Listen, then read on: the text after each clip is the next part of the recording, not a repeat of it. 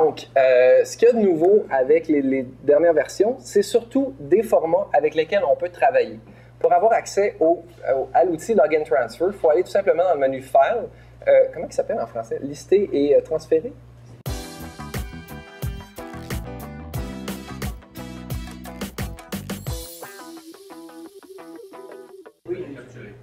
Non, il y a capturé puis il y a transféré peut-être. La différence, c'est que justement, on ne capture pas. On a un format d'enregistrement qui est déjà un fichier. Tout ce qu'on a besoin, c'est d'expliquer à Final Cut où on va le placer et comment on va l'interpréter. Parce que justement, il y a deux grandes catégories de fichiers qu'on peut importer avec l'outil Login Transfer. C'est soit des fichiers que Final Cut comprend parce qu'il y a le codec pour l'utiliser en temps réel, comme par exemple le format P2 de Panasonic quand c'est enregistré en DVC Pro HD, parce que Final Cut Pro est compatible avec le DVC Pro HD depuis très longtemps. Mais il y a aussi les nouveaux formats qui ont été lancés par Panasonic qui commencent à avoir une adoption un peu partout dans l'industrie, comme par exemple le AVC HD et l'AVC Intra.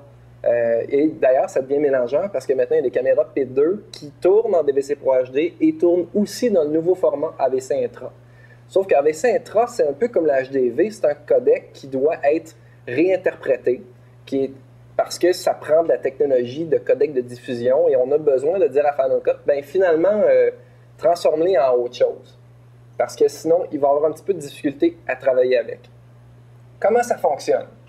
La première affaire à faire avant de travailler avec Login Transfer, c'est qu'il faut aller dire à Final Cut où est-ce qu'on veut mettre nos médias, où est notre scratch disk. Et ça, il ne faut pas oublier cette étape-là. Donc, dans le menu System Settings, vous pouvez toujours aller chercher où vous allez enregistrer, où vous allez plugger vos médias, où vous allez plugger votre scratch disk. Puis, comme par magie, la préférence par défaut, c'est toujours dans le dossier System, dans votre User folder, dans un document qui s'appelle Final Cut Pro Documents. C'est pas là qu'on veut ça. Oh, il y a de l'écho tout d'un coup. C'est un effet spécial gratuit, c'est ça? OK. Bon, je vais aller mettre ça justement sur mon disque dur externe Firewire, puis je le choisis comme scratch disk. Mon JTAG qui est branché ici à Firewire. Et là, en haut à gauche, ici, vous avez l'icône pour monter des disques. Il y a un petit peu trop de high. 1, 2, 3. C'est mieux? C'est bon? C'est bon. Le niveau, c'est beau? Vous m'entendez? Parfait. Il n'y a pas de réaction. C'est comme... Oui. Merci, Claude. 2 morceaux de robot. Alors, les cartes mémoire, les cartes P2, les cartes AVC HD ou les copies de ces cartes-là que vous avez mis sur des disques durs, c'est traité par Login Transfer comme un volume, comme un disque dur. Ça doit être monté. Il doit apparaître soit dans le Finder, si c'est une carte P2 par exemple, il doit apparaître dans le Finder, ou dans le cas comme celui-ci, où est-ce que, moi d'habitude, quand je suis en tournage, je fais des copies sur un ou plusieurs disques durs. Alors là, moi, ce que j'ai besoin de dire à Login Transfer, c'est que je vais monter la copie de ma carte. C'est toujours très, très, très important de faire des copies de vos médiums comme ça et de garder l'intégrité de la carte au complet. Il y a toutes sortes de petits fichiers, des fois, qui sont cachés un peu partout sur ces cartes-là. Et la minute où vous avez besoin de passer d'un système à l'autre ou de renumériser votre matériel un peu plus tard, vous devez avoir exactement la même structure de répertoire qu'il y avait sur la carte ou qu'il y avait sur le petit disque dur dans le cas d'une caméra AVC HD, par exemple. Donc, moi, ce que j'ai fait ici, c'est que j'ai fait des copies de cartes P2. Là, vous cliquez sur le bouton Add Folder. Ce qu'il vous demande, c'est d'ouvrir vos dossiers dans lesquels vous allez accéder. Moi, je vais aller dans Projet. Justement, j'ai mon film Banshee et j'ai les copies de toutes mes cartes P2 ici, comme ça. Donc, je peux en choisir une, par exemple, et là, je sélectionne Open. Il va lire le contenu de ce dossier-là et il va afficher tous les clips. C'est aussi simple que ça. Donc, j'ai toute l'information dont j'ai besoin. J'ai le nom du clip tel qu'il apparaît sur la carte, j'ai la date, j'ai du timecode, etc., etc. Toutes ces fenêtres-là, ici, le browser, peuvent être agrandies, rapetissées. Puis là, j'ai un bug graphique sans doute parce que je suis en miroir. Ah, c'est le fun. Oh, il vient de réapparaître. OK. Bon. Donc, il y a 4 grandes sections dans le UI de Login Transfer. On a la fonction ici de Browse, qui me permet de passer d'un clip à l'autre. j'ai la fonction de preview ici qui, comme n'importe quelle autre fenêtre de Final Cut, je suis capable de prendre sur la regarde. J'ai même du son. C'est pas supposé être miraculeux. Hein, mais... Alors ici, je suis capable de regarder mes plans, même faire des sélections ici avec In puis avec Out, avec les boutons I et O pour faire des sélections par rapport à ce que je vais numériser. Et tout ce qu'on a à faire après, c'est de passer à travers tous ces clips, puis faire In, Out comme ça, et ensuite prendre le plan puis le draguer dans la fenêtre. Ici, ou bien cliquer sur le bouton Add Selection to Queue. Et là, il va commencer à faire le transfert. Avant de faire ça, par exemple, je vais vous mentionner deux petits trucs. En haut ici, j'ai un plan qui s'appelle Incomplete. Pourquoi c'est écrit Incomplete? Il manque des affaires dans le fichier original. Il manque des affaires dans le fichier original, ce qui veut peut-être dire que... Et voilà, c'est ce qu'on appelle, en bon franglais, un spanned clip. Quand on tourne en numérique maintenant, surtout par exemple avec la HVX200, vous savez que j'aime beaucoup cette caméra-là, il y a deux cartes P2. Bien, quand la première elle est pleine, il commence à enregistrer sur la deuxième. Fait que j'ai une partie du plan sur une carte, puis l'autre partie du plan sur la deuxième carte. Bien, dans ce cas-ci, c'est la fin de mon plan qui est sur cette carte-là. Le début du plan est sur une autre carte. J'ai juste à monter la première carte et Final Cut Pro va automatiquement mélanger les deux, puis il va le numériser comme si c'était juste un clip. J'ai juste à aller chercher mon autre carte. Je vais faire Add Folder, puis je vais aller chercher la carte 3B, parce que j'avais inversé mes cartes. En fait, la B, c'est la A. Là, je fais OK, et là, il va chercher tout ça. Puis comme de fait, tout d'un coup, ben là, on ne le verra plus, parce que c'est plus écrit Incomplete. Mais si vous regardez dans ma liste de plans ici, il n'y en a pas un qui est écrit, à part lui, là, ben justement, c'est lui. C'est écrit Spanned. C'est plus écrit Incomplete. J'ai mon plan au complet. Final Cut sait que c'est la moitié sur une carte, l'autre moitié sur une autre carte. Il s'en fout. Il va numériser le plan au complet. C'est aussi simple que ça. Et des span clips, on retrouve ça sur du P2, on retrouve ça sur des cartes S-by-S, on retrouve ça sur des cartes RED. Il y a des problèmes qui peuvent se créer si jamais vous faites un online, mais c'est à peu près tout. D'un autre logiciel que Final Cut Pro, on s'entend. Parce que Final Cut, intelligemment, va mélanger les deux plans et vous faire un seul clip sur votre disque dur. Qu'est-ce qu'on a comme préférence maintenant? Là, je vous ai montré du P2, rien de nouveau. On a du P2 depuis des années dans Final Cut Pro. Je peux sélectionner ici, changer le nom de la carte, changer le nom de mon plan. J'ai des settings d'import ici qui me permettent de choisir si je vais importer la vidéo ou l'audio, pareil comme dans la fenêtre Login Capture. C'est d'ailleurs très, très, très important d'aller dans cette fenêtre-là avant de commencer à importer vos plans. Comme par exemple, dans le cas d'une carte P2 où j'ai 4 pistes audio, puis je sais pertinemment que j'ai seulement enregistré du son sur les deux premières, je peux désactiver la piste 3 et 4. Et je peux sélectionner tous les plans ici si je veux, et désélectionner la piste 3 et 4. Il ne va pas numériser les pistes 3 et 4 dans tous mes plans, parce que j'en ai pas besoin. Donc ça, c'est une bonne habitude à prendre, d'aller sélectionner. Ben tiens, je l'ai pas fait. Ah, j'ai pas fait Apply to Selection. Je suis allé trop vite. Il y a un petit piton en bas là, qui dit Apply to Selection. Il faut faire Apply to Selection. Puis là, il dit ça va remplacer la vidéo audio channel Settings for all selected clips. Ben oui, c'est ça que je veux faire. Je ne veux pas numériser la piste 3 et 4. J'en ai pas besoin. Et comme de fait, maintenant, je peux aller à n'importe quel de ces plans-là. Et mes pistes 3 et 4 ne sont pas actives. Donc, c'est un petit raccourci qui vous permet de gagner un peu de temps puis un peu de place sur vos disques. Parce que s'il copie les pistes de son vides, vous allez vous retrouver avec du vide sur votre disque dur et ça prend quand même de la place.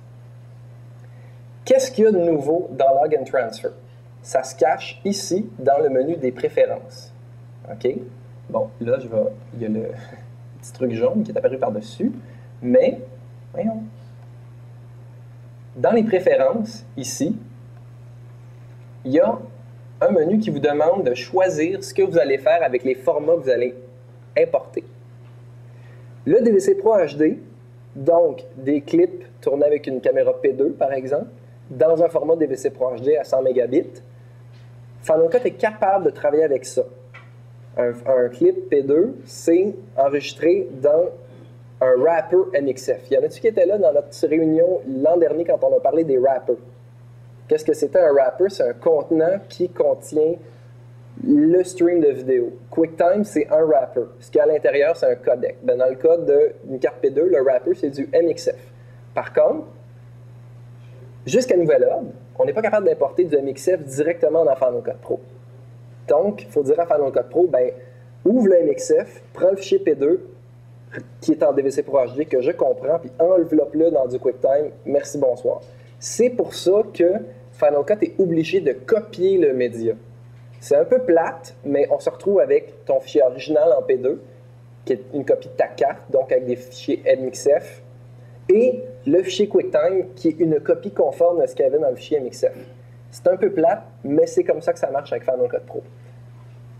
Sans l'aide de quelque chose que vous allez voir plus tard. Par contre, on peut aussi se servir de Log and Transfer pour numériser ou transférer du AVC HD et du AVC intra. Final Cut n'est pas capable de lire le codec AVC intra, ou en fait, ils ont décidé que la performance n'était pas adéquate par rapport à ce qu'on est capable de faire habituellement. Donc, ils conseillent et suggèrent de transférer le fichier dans un autre format. En l'occurrence, du Apple ProRes.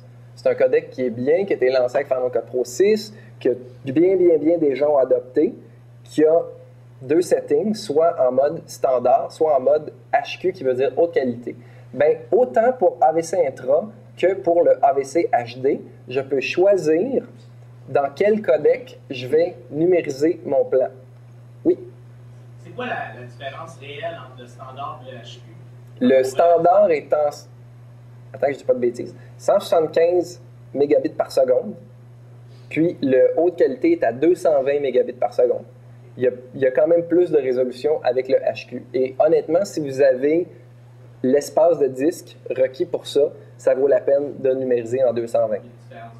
Oui.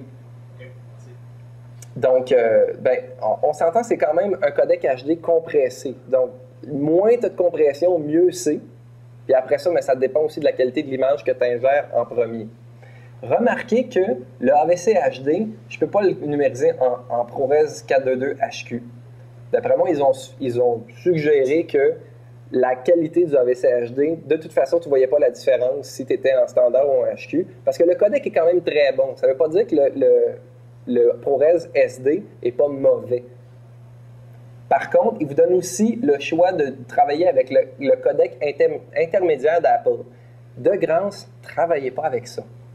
C'est un codec qui est compatible avec rien, qu'Apple a inventé pour essayer d'alléger la souffrance du monteur qui doit travailler avec du HDV. Puis ça date de l'époque de l'âge de pierre, 2003. C'est pas le codec qui est utilisé pour iMovie 8? Oui, mais c'est pas... C'est avec... pas iMovie 8, iMovie... le premier... Non, avant, il y avait iMovie HD.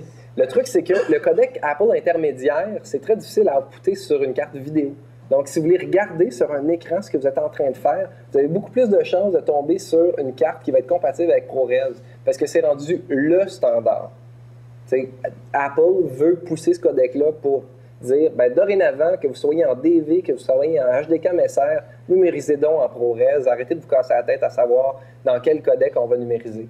Puis pour ceux qui ont des clients qui sont sur PC, puis vous voulez leur envoyer un clip qui est la meilleure qualité possible, puis là, ils arrivent sur PC et ils disent « Ouais, mais moi, j'ai pas Final Cut. » Il y a maintenant un codec Apple ProRes pour Windows, pour être capable de lire des clips qui ont été numérisés en ProRes. Est-ce qu'il y en a qui savaient ça? Il y a une personne qui savait ça. C'est bon. Alors, ici, vous pouvez choisir dans quel codec vous allez numériser. Comme par exemple, si moi je dis je veux numériser du AVC Intra en ProRes. Ah non, excuse, tu dis choisir, tu ne peux pas le numériser en DVC Pro HD. Là. Non, pas du AVC Intra. Non, c'est ça. Du AVC Intra, tu peux seulement, et du AVC HD. Ce qu'il y a là, tu ne peux pas changer la... Non, tu ne peux pas changer. Non, mais ils ne veulent pas, de toute façon. C'est parce que. C'est ça. Mais le ProRes a quand même une meilleure définition que le DVC Pro HD. Ça veut dire que si tu as une mule en AVC HD avec ta P2, tu es mieux de travailler à Apple ProRes et laisser tomber le DVC Pro HD? Pas en DVC. Non. Dans le menu ici, dans les préférences, c'est pour changer seulement du AVC HD ou du AVC Intra. L'AVC Intra, c'est du H264 qui est wrappé en MXF. Et tu peux avoir du 50 mégabits, tu peux avoir du 100 mégabits. Là, tu le transformes dans un... Et c'est un codec qui est très difficile à digérer. C'est un peu comme l'HDV. Là, ce qu'on demande à Final Cut, c'est de faire un transfert dans un codec avec lequel il est plus familier, avec lequel c'est plus facile de travailler, ce qui va se traduire en nombre de couches vidéo, par exemple, que tu peux mettre dans un timeline en même temps. Et donc, c'est pour ça qu'ils préconisent qu'on numérise en ProRes. Oui, le fichier va être plus gros, mais ça va être plus facile à gérer.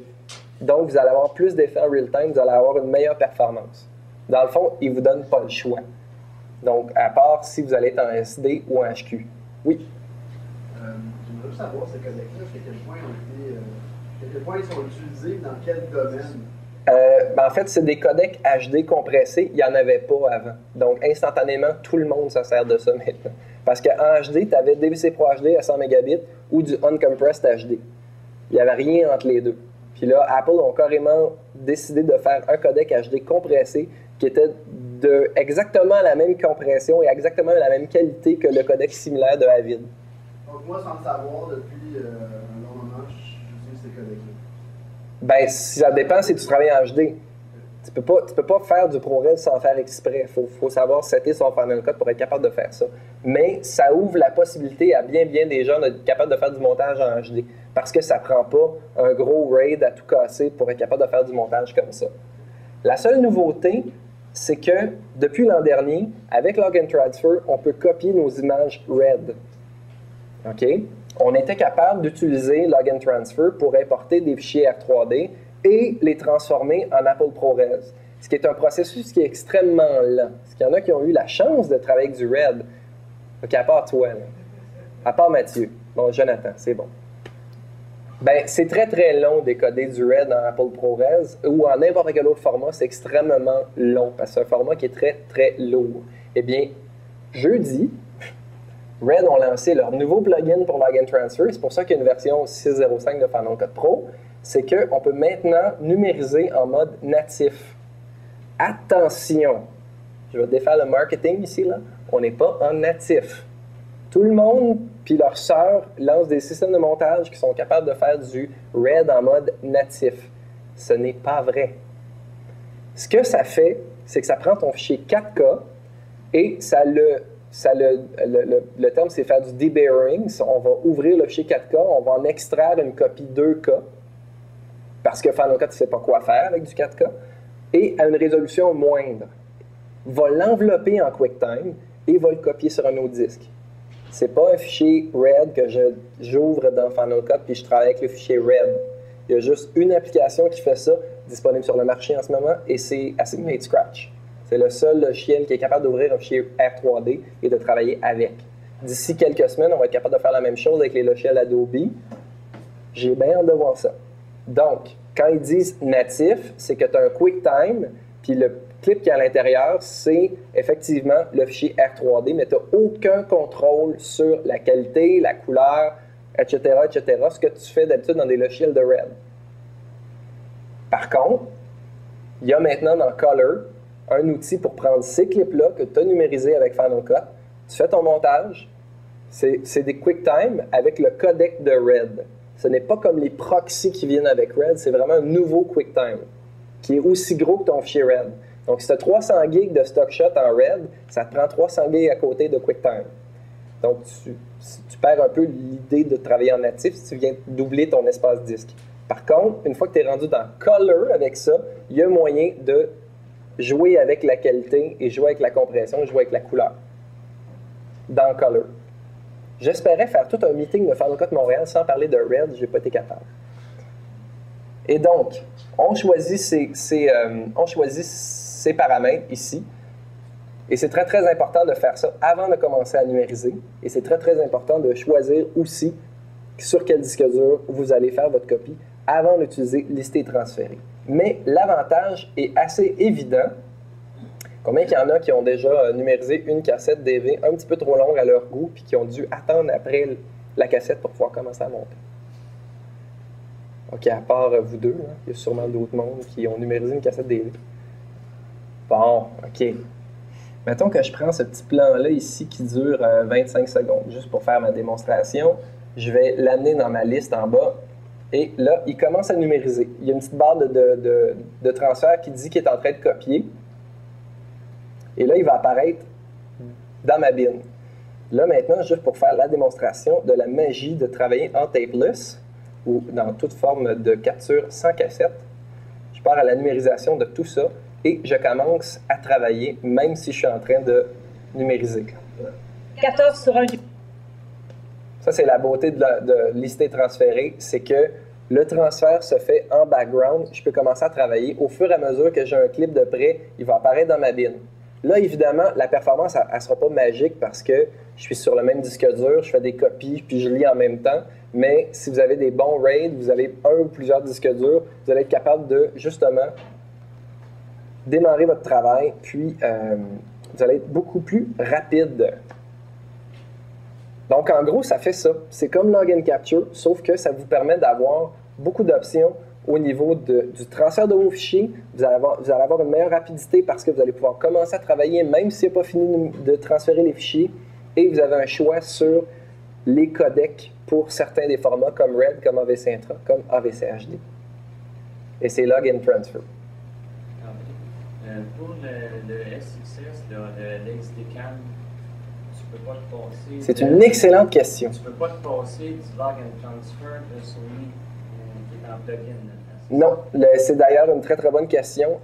Le Log and Transfer permet à ce stade-ci seulement de numériser du matériel qui a été fait, qui a été tourné soit avec une RAID, soit avec des caméras Panasonic. Du P2, du AVC HD, du AVC Intra. Et là, c'est con parce que j'ai regardé ça ce matin, je me souviens plus. JVC vient de faire un contrat de licence d'exploitation du format, je pense que c'est AVC Intra, qui vont mettre dans leur caméra. Non, ça se peut pas. Hein? C'est le S-by-S qui mettent dans... OK, bon. Alors, je disais des bêtises.